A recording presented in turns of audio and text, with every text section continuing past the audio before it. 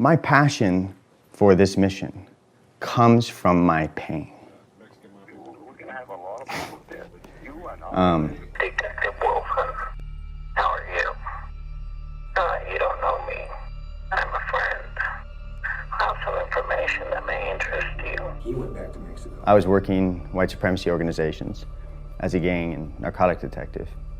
And after a while, they issued a green light to kill me. I was married and my wife was on a jog, and she came back being followed by two men, and I got to the door and there was a guy standing there and they found us. I never knew if there was a car that was driving by on the street was a good guy or a bad guy. My level of hypervigilance was through the roof. You should probably be aware of. It exacerbated the amount of trauma and stress that I was already experiencing. Our first responders are seeing the plight and suffering, the worst of what humanity does to each other. And in their own personal lives, all we see are the divorce rates that continue climbing and those who continue the process of emotionally numbing out, like I did. And so untreated trauma for as long as I was experiencing it led to my eventual downfall. Drinking at night in order to sleep, getting into a car, inebriated, crashing into a fence, totaling my car, and getting a DUI. That was my rock bottom. I'm not this stoic robot that could continue seeing what first responders have to see on a daily basis and not be affected by those things. We're constructed to be protectors.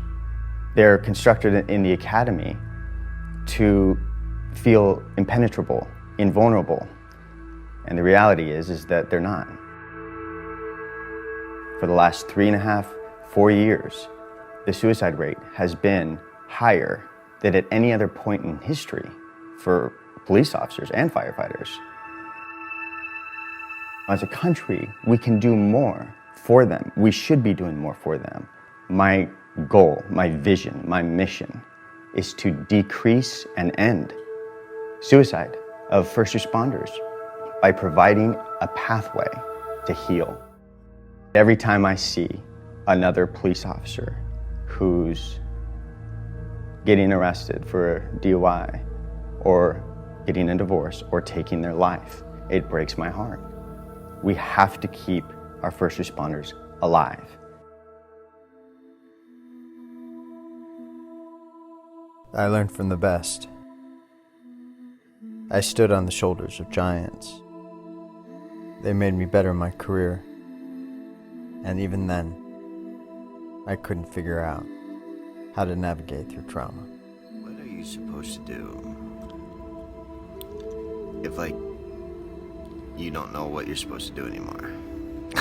Just, what the fuck, dude? Fuck. Just fuck. Damn. What happened to you, dude? I mean, you used to be somewhat decent. Didn't I love you? Didn't we fly? Know that I still care for you.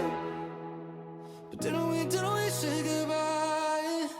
We're the type of melody that don't fade out, don't fade out, can't fade out. Didn't I love you? Didn't we fly? In one of the darkest moments of his life, retired police officer Nick Wilson found hope at this ranch in Murrieta, California, where he met his service dog, Stryker. I never knew what kind of healing could come from a dog.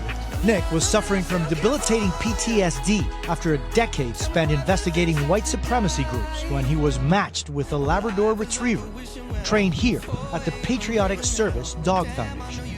Tom Tackett runs the nonprofit, which provides dogs to veterans and first responders suffering from PTSD free of charge.